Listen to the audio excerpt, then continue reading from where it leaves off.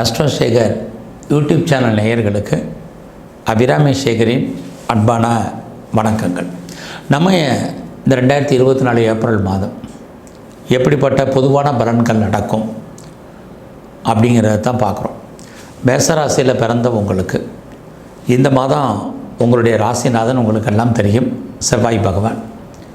அவர் எங்கே இருக்கார், யாருடைய நட்சத்திரத்தில் இருக்கார், அவரோட என்ன கிரகங்கள் இருக்குது, மற்ற கிரகங்கள் உங்களுக்கு என்ன செய்ய போகுது, இதைத்தான் நம்ம இப்போ விரிவாக பார்க்க போகிறோம். அப்படி பார்க்குற போது உங்களுடைய ராசிநாதன் செவ்வாய் நல்ல இடத்துல இருக்கார், அவருமே நல்ல நட்சத்திரத்தில் சஞ்சரிக்கிறார். அது உங்களுக்கு சிறப்புன்னு தான் சொல்லணும். ஃபஸ்ட்டு இந்த மாதம் உங்களுடைய ஆசைகள் அபிலாசைகள் பூர்த்தி ஆவதற்கான வாய்ப்பு நிறையா இருக்குது. ஸோ உங்களுடைய எண்ணங்கள் செயலாக்கம் பெறுவதற்கான சூழ்நிலைகள் இந்த மாதத்தில் நல்லாவே இருக்குன்னு தான் சொல்லணும். இந்த மாதம் பார்த்திங்கன்னா உங்களுக்கு யாரெல்லாம் நீங்கள் நம்பி இருக்கீங்களோ அவங்க உங்களுக்கு ஏதோ ஒரு விதத்தில் உதவி பண்ணுவாங்க. குறிப்பாக பார்த்திங்கன்னா உங்களுடைய மூத்த சகோதர சகோதரிகள் அவர்களால் உங்களுக்கு நன்மை உண்டு. அதை காட்டிலும் எல்லாம் முக்கியமான விஷயம்னா, நீங்கள் யாராவது உங்கள் ஃப்ரெண்ட்ஷிப் உங்களுக்கு அசூரன்ஸ் கொடுத்துருந்தாங்கன்னா அதை அவங்க நிறைவேற்றுவதற்கு பாடுபடுவாங்க. அவர்களால் உங்களுக்கு மகிழ்ச்சி சந்தோஷம் இது அத்தனையுமே உங்களுக்கு இந்த மாதத்தில் இருக்குன்னு தான் சொல்லணும். ஃபஸ்ட்டு இந்த மாதம் உங்களுடைய ஃபினான்ஷியல் பொசிஷன் எப்படி இருக்குது, பொருளாதார நிலைகள், உங்களுக்கு வருமானங்கள் இருக்குது, அதற்கு தகுந்த உங்களுக்கு செலவினங்களும் உங்களுக்கு இந்த மாதம் நிறையா இருக்குது.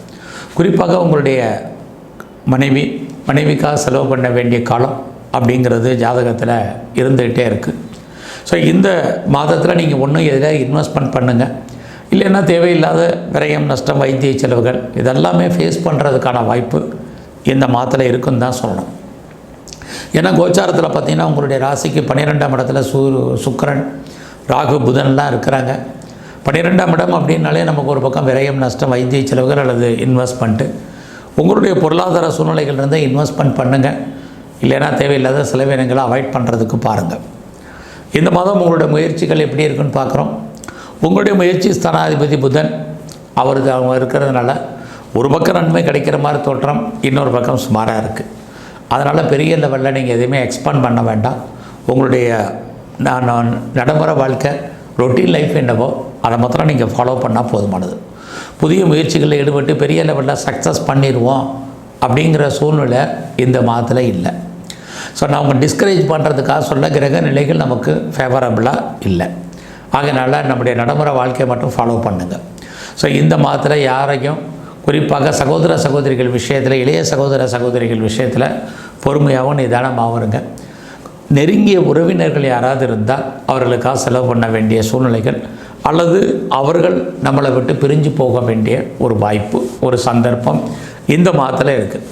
ஸோ இந்த மாதத்தில் ரொம்ப நாளாக வீடு மாறணும், இடம் மாறணும் அப்படின்னு ஊர் மாறணும்னு நினைக்கிறவங்களுக்கு அந்த மாற்றத்துக்கான வாய்ப்பு நிறையா இருக்குது. ஏன்னா இந்த ஏப்ரல் மாதம் பங்குனி ஒரு 18 தேதியிலேருந்து சித்திரை 17 தேதி வரைக்கும் வந்துடும்.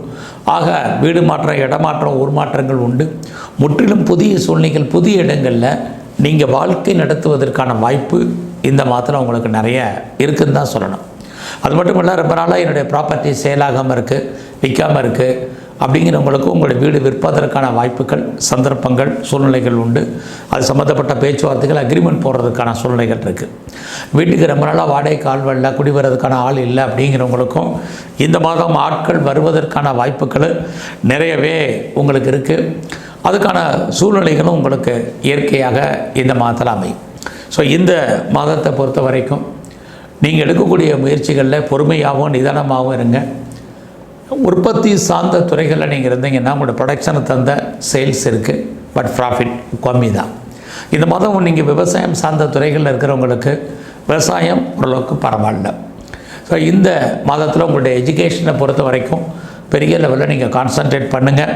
குறிப்பாக இந்த மாதம் 13ஆம் தேதிக்கு அப்புறம், குறிப்பாக தமிழ் வருஷ பிறப்புக்கு அப்புறம் உங்களுக்கான படிப்பு நன்றாக வரும்.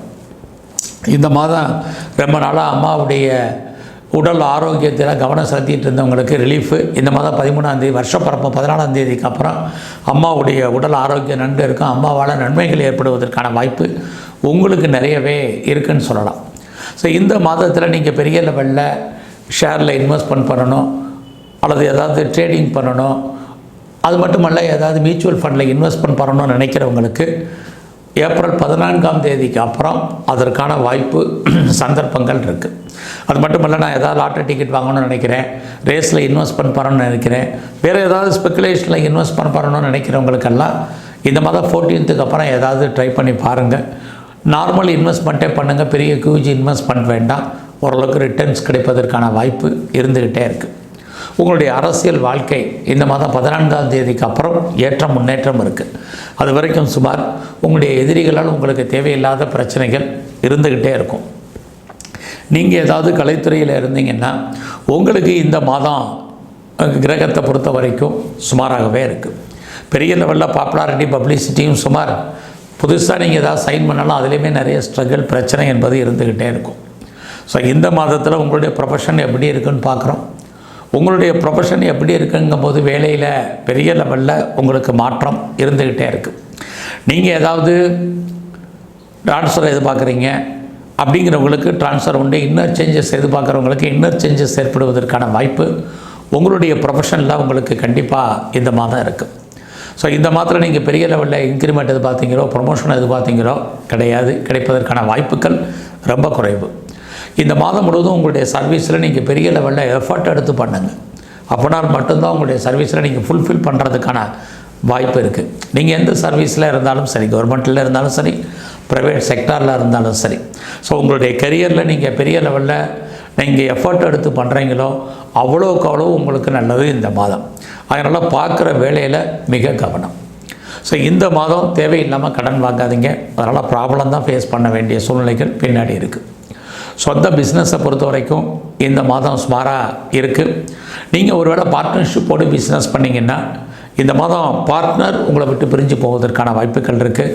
நான் முதலே சொன்ன மாதிரி கணவன் அல்லது மனைவி, குறிப்பாக மனைவிக்கு உடல் ஆரோக்கிய வைத்திய செலவுகள் இருக்குது. ஏதாவது டிவைர்ஸ் அப்ளை பண்ணியிருக்கிறவங்களுக்கு டிவைர்ஸ் கிடைப்பதற்கான வாய்ப்பு இந்த மாதம் முழுவதுமே உங்களுக்கு இருக்குது. ஃபர்தராக நீங்கள் ஏதாவது ரிசர்ச் பண்ணுறீங்க, பிஹெச்டி பண்ணுறதா இருந்தால் பண்ணுங்கள். ஏற்கனவே நீங்கள் பண்ணிகிட்டு இருந்தீங்கன்னா பாஸ் பண்ணுவீங்க. இந்த மாதத்தில் நீங்கள் ஏதாவது பிஆருக்கோ க்ரீன் கார்டுக்கோ சிட்டிசன்ஷிப்புக்கோ அப்ளை பண்ணவங்களுக்கு அது வருவதற்கான வாய்ப்புகள் நிறைய உண்டு. இந்த மாதத்தில் ரொம்ப நாளாக நான் கிட்ஸ் இல்லை, குழந்தை இல்லை அப்படிங்கிறவங்களுக்கு குழந்தைக்கான வாய்ப்புகள் சந்தர்ப்பங்கள் நிறைய இருக்குது. குழந்தைகளால் உங்களுக்கு மகிழ்ச்சி சந்தோஷம் இருக்குது. ரொம்ப நாளாக ட்ரீட்மெண்ட் எடுத்தும் சக்ஸஸ்ஃபுல் ஆகாதவங்களுக்கு ட்ரீட்மெண்ட் சக்ஸஸ் ஆகும். குடும்பத்தில் சுபகாரியங்கள் சுப நிகழ்ச்சிகள் நடப்பதற்கான வாய்ப்புகள் இருக்குது.